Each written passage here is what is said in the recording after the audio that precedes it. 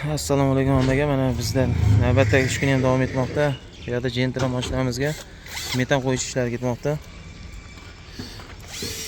Xo'sh, Adax original reduktor Polshansda Gofa 800 pul upravleniyasida qo'llanyapmiz.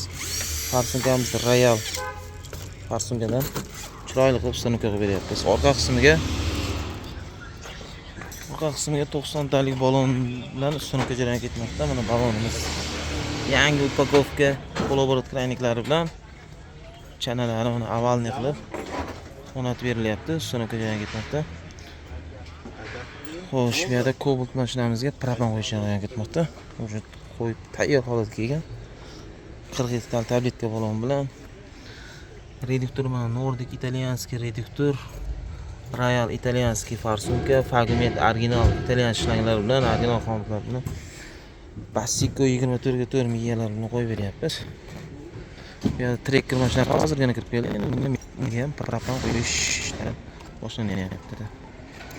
Propan metan stanovka jarayonlari davom etmoqda. Kimga shunday xizmatlar kerak bo'lsa, pastda nomer qoldiramiz.